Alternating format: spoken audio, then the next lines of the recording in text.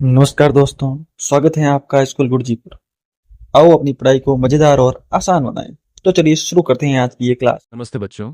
आज का यह पाठ है राजस्थान की पाषाण युगीन सभ्यताएं, प्रागैतिहासिक काल से मध्यपाषाण काल तक का पुरातात्विक विश्लेषण। स्लाइड में आप देख रहे हैं एक असली पुरापाषाण कालीन हस्तकुठार का फोटो जो जमीन के अंदर से मिला है। इसकी लंबाई 15.2 सेंटीमीटर, चौड़ाई 8.5 सेंटीमीटर और गहराई 4.1 सेंटीमीटर है, और यह धरती से 1.2 मीटर नीचे स्ट्रैटम सी में मिला था। बच्चों, ये ब्लूप्रिंट सीरीज आपको परीक्षा के लिए फील्ड नोट लेवल की जानकारी देगी, तो बिल्कुल ध्यान से सुनिए। बच्चों, इस स्लाइड में हम तीनों कालों को एक नई नज़र से देखते हैं। पहला, प्रागैतिहासिक काल यानी प्री हिस्टोरिक एज। लेखन कला का विकास नहीं हुआ, पूरी तरह पुरातात्विक स्रोतों, पत्थरों और औजारों पर निर्भर। और सबसे इंपॉर्टेंट, यही पाषाण काल है। दूसरा, आद्य ऐतिहासिक काल यानी प्रोटो हिस्टोरिक एज। लेखन कला का विकास हुआ, परंतु लिपि अस्पष्ट या पढ़ी नहीं जा सकी, जैसे सिंधु घाटी सभ्यता।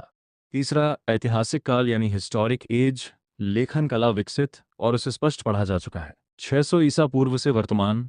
बच्चों, तीनों में जो अंतर है वो याद करो। पाषाण काल इक्वल्स कोई लेखन नहीं। आद्य ऐतिहासिक इक्वल्स लेखन है पर पढ़ा नहीं जा सका। ऐतिहासिक इक्वल्स लेखन है और पढ़ा भी जा सका। बच्चों, इस स्लाइड में राजस्थान के पाषाण काल का टाइमलाइन देखते हैं।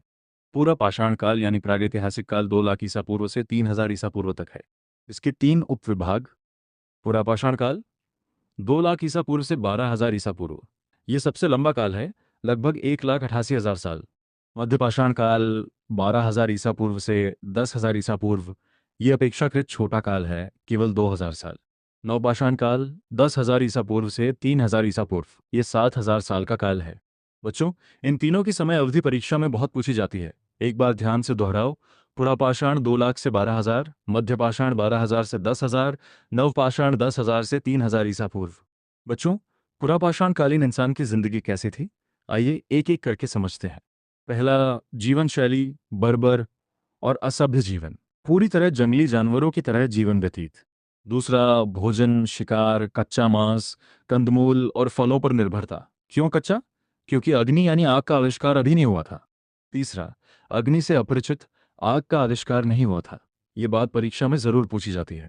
चौथा, कृषि व पशुपालन का अभाव, केवल आखेटक यानी शिकारी और खाद्य संग्राहक, खेती या जानवर पालने की कोई जानकारी नहीं थी। बच्चों, 4 नेगेटिव्स याद करो। कोई लेखन नहीं, कोई आग नहीं, कोई खेती नहीं, कोई पशुपालन नहीं। यही पुरापाषाण काल की पहचान है। बच्चों, अब पुरापाषाण काल के औजारों की तकनीक समझते हैं। 2 प्रमुख औजार थे। पहला, हस्तकुठार यानी हैंड एक्स। ये हाथ से पकड़ने वाली बड़ी कुल्हाड़ी थी, जानवरों को मारने और काटने के काम आती थी। दूसरा, गंडासा यानी क्लीवर। ये काटने और चीरने के लिए भारी उपकरण था। मुख्य पत्थर क्वार्ट्जाइट यानी क्वार्ट्साइट, केवल इसी विशेष पत्थर का प्रयोग होता था। ये पत्थर बहुत कठोर होता है। विशेषता, औजार आकार में बड़े, भारी और कम धारदार थे। बच्चों, एक सवाल, पुरापाषाण काल में औजार बड़े और मोटे क्यों थे? क्योंकि उस समय कारीगरी की तकनीक उतनी विकसित नहीं थी। बाद में जब मध्यपाषाण काल आया तो औजार छोटे और धारदार हो गए। बच्चों, ये स्लाइड बहुत इंपॉर्टेंट है। राजस्थान में पुरापाषाण काल की खोज किसने की, इसका इतिहास जानते हैं। सन 1870 ईस्वी में 3 महत्वपूर्ण खोज हुई। पहली, सीए हैकेट ने जयपुर और इंद्रगढ़ यानी कोटा से पहली हस्तकुठार यानी हैंडैक्स खोजी। इन्हें पहली बार हाथ की कुल्हाड़ी मिली थी। दूसरी, सीटमकार ने झालावाड़ से पुरापाषाणकालीन उपकरण प्राप्त किए। तीसरी, मिसेस बी ऑल्चिन ने जालौर जिले से पुरापाषाणकालीन औजार खोजे। बच्चों, इन तीनों खोजकर्ताओं और उनके स्थानों को जोड़कर याद करो। Hackett equals Jaipur plus Indragarh, Seton Karr equals Jhalawar, Miss Allchin equals Jalore. ये परीक्षा में मैच द फॉलोइंग में आता है। बच्चों, अब राजस्थान के मैप पर पुरापाषाणकालीन स्थलों को देखते हैं। प्रमुख स्थल, अजमेर में बुड्ढा पुष्कर और होकारा, अलवर में भानगढ़ और डिगरिया, नागौर में जायल, दीवाना में सिंघी तालाब। यह सबसे महत्वपूर्ण है क्योंकि यह 12,000 ईसा पूर्व से भी पुराना है। भौगोलिक विस्तार, ये सभी स्थल मुख्य रूप से चंबल, बनास और उनकी सहायक नदियों के किनारे हैं। एक इंपॉर्टेंट फैक्ट, उत्तरी राजस्थान में यानी सरस्वती घग्गर नदी क्षेत्र में पाषाण युगीन उपकरण नहीं मिलते, इसलिए परीक्षा में एक ट्रैप क्वेश्चन की तरह पूछा जाता है, ध्यान रखो। बच्चों, अब सबसे इंटरेस्टिंग क्वेश्चन का जवाब, पुरापाषाण से मध्यपाषाण काल क्यों और कैसे आया, इसे 4 स्टेप्स में समझते हैं। स्टेप 1, आवश्यकता, छोटे और तेज जानवरों के शिकार के लिए बेहतर सटीकता की आवश्यकता पड़ी। स्टेप 2, तकनीकी बदलाव, औजारों का आकार छोटा, हल्का और नुकीला किया गया। स्टेप 3, कच्चे माल में बदलाव, क्वार्टजाइट के स्थान पर नए बारीक पत्थरों का उपयोग शुरू हुआ। स्टेप 4, परिणाम, माइक्रोलिथ यानी माइक्रोट्स का निर्माण हुआ और पशुपालन की प्रारंभिक शुरुआत हुई। बच्चों, ये एक नेचुरल एवोल्यूशन था, जरूरत ने आविष्कार को जन्म दिया। बड़े जानवर कम हो गए, छोटे जानवर ज्यादा थे, इसलिए छोटे और तेज हथियार बनाए गए। बच्चों, अब माइक्रोलिथ्स की तकनीक को डिटेल में समझते हैं। सामग्री, मध्यपाषाण काल में 5 प्रकार के पत्थरों का प्रयोग होता था। पहला, जेस्पर यानी जैस्पर। दूसरा, एगेट यानी आगेट। तीसरा, चर्ट यानी चर्थ। चौथा, कार्नेलियन यानी कार्नेलियन। पांचवा, कैल्सडोनी यानी चाल्सडोनी। औजार 3 प्रकार के थे। पहला, ब्लेड, तेज धार वाले उपकरण, जानवरों को काटने के काम आते थे। दूसरा, स्क्रेपर, छीलने और खुरचने के काम आने वाले। तीसरा, पॉइंटर, तीखे और नुकीले बाणाग्र यानी तीर की नोक। विशेषता, ये उपकरण अत्यधिक छोटे, हल्के और कुशलतापूर्वक तराशे गए थे। बच्चों, माइक्रोलिथ्स इक्वल्स छोटे प्लस हल्के प्लस धारदार प्लस अनेक प्रकार के पत्थर। पुरापाषाण काल में सिर्फ क्वार्टसाइट था। बच्चों, अब पुरापाषाण और मध्यपाषाण का सीधा कंपैरिजन करते हैं। प्रयुक्त पत्थर, पुरापाषाण में केवल क्वार्टजाइट, मध्यपाषाण में जेस्पर, चर्ट, एगेट आदि वैरायटी। उपकरण का आकार, पुरापाषाण में बड़े और भारी हस्तकुठार, मध्यपाषाण में छोटे और हल्के माइक्रोलिथ। जीवन शैली, पुरापाषाण में पूर्णतः आखेटक और खाद्य संग्राहक, मध्यपाषाण में शिकार के साथ पशुपालन की शुरुआत। अग्नि और कृषि, पुरापाषाण में दोनों से अपरिचित, मध्यपाषाण में कृषि और अग्नि से अभी भी अपरिचित, लेकिन पशुपालन शुरू। बच्चों, ये कंपैरिजन टेबल बना लो, कॉपी में एमसीक्यू में यही पूछते हैं। बच्चों, मध्यपाषाण कालीन स्थलों को उनकी महत्ता के अनुसार याद करते हैं। प्राथमिक स्थल यानी जिनका विस्तृत अध्ययन हुआ, 2 हैं। पहला, बागोर यानी भीलवाड़ा। दूसरा, तिलवाड़ा यानी बालोतरा। अन्य महत्वपूर्ण स्थल 3 हैं। पहला, डाडोथरा, बीकानेर। दूसरा, चंद्रावती, झालावाड़। तीसरा, सोजत और धनेरी, पाली।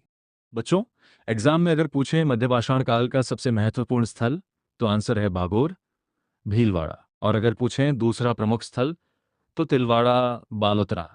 इस हायरार्की को याद करो, बागोर नंबर 1, तिलवाड़ा नंबर 2। बच्चों, बागोर सभ्यता की खोज और उत्खनन का विस्तृत इतिहास जानते हैं। भौगोलिक स्थिति, जिला भीलवाड़ा, नदी कोठारी नदी के किनारे, बेसिन बनास नदी की घाटी। खोज और उत्खनन कब और किसने? 1967 से 1970 के बीच पुणे के डेक्कन कॉलेज के प्रोफेसर वीएन मिश्र के नेतृत्व में, जर्मनी के प्रोफेसर एलएस लेसरनिक के सहयोग से। बच्चों, बागोर के बारे में सबसे इंपॉर्टेंट फैक्ट्स। 1, खोज 1967 में वीएन मिश्र ने की। 2, कोठारी नदी के किनारे है। 3, बनास घाटी में स्थित है। 4, यहाँ भारत में पशुपालन के सबसे पुराने प्रमाण मिले। बच्चों, बागोर में जमीन के अंदर 3 अलग अलग स्तरों में खुदाई हुई, इसे वर्टिकल स्ट्रैटिग्राफी कहते हैं। स्तर 1 सबसे निचला और प्राचीनतम, यह लगभग 5000 ईसा पूर्व का है। यहाँ से बड़ी मात्रा में लघु पाषाण उपकरण यानी माइक्रोलिथ्स और मृत पशुओं के अवशेष मिले। यह सिद्ध करता है कि बागोर मूलतः मध्यपाषाण काल का प्रमुख केंद्र था। स्तर 2 मध्य भाग, यहाँ से तांबे के उपकरण और कृषि के प्रमाण मिले, नवपाषाण और ताम्र युग का प्रभाव। स्तर 3 सबसे ऊपरी, यहाँ से लोहे के उपकरण मिले, बाद के कालों का बसाव। बच्चों, ये बहुत इंपॉर्टेंट है। बागोर में 3 स्तर हैं और तीनों में अलग अलग युग की चीजें मिली हैं। इसका मतलब ये जगह लंबे समय तक बसी रही। बच्चों, बागोर से मिले प्रमुख पुरावशेष याद करते हैं। पहला, पशुपालन के प्राचीनतम प्रमाण, यहाँ जानवरों की हड्डियां और प्रिमिटिव फेंस स्ट्रक्चर यानी आदिम बाड़े की संरचना मिली है। ये पूरे भारत में पशुपालन के सबसे पुराने साक्ष्य हैं, लगभग 5000 ईसा पूर्व के।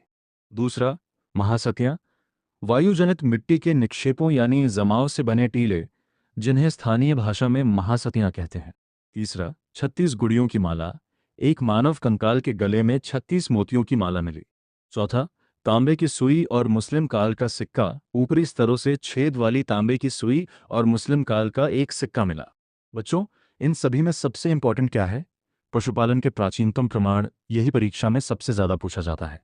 बच्चों, अब इस पाठ के अंतिम स्लाइड पर आते हैं। बागोर को आदिम संस्कृति का संग्रहालय यानी म्यूजियम ऑफ प्रिमिटिव कल्चर कहा जाता है। क्यों? क्योंकि यह स्थल हमें उस संधिकाल का गवाह बनाता है जब मानव ने पूर्णतः आखेटक यानी शिकारी जीवन को छोड़कर उपकरणों को छोटा और परिष्कृत किया और पशुओं को पालतू बनाना शुरू किया। यह स्थान पाषाण काल से धातु काल तक मानव विकास की अटूट कहानी प्रस्तुत करता है। बच्चों, आज के पूरे पाठ का निचोड़: पुरा पाषाण, बड़े औजार, शिकार, कोई आग नहीं। मध्य पाषाण, माइक्रोलिथ्स, पशुपालन की शुरुआत, बागोर और तिलवाड़ा। नवपाषाण, खेती, आग, मिट्टी के बर्तन, स्थिर जीवन। बहुत शानदार पढ़ा आप सबने। अगले पाठ में मिलते हैं। इस चैनल स्कूल गुरुजी को सब्सक्राइब जरूर करें। जय। दोस्तों, एक निवेदन रहेगा आपसे, सब्सक्राइब करो हमारे YouTube चैनल स्कूल गुरुजी को।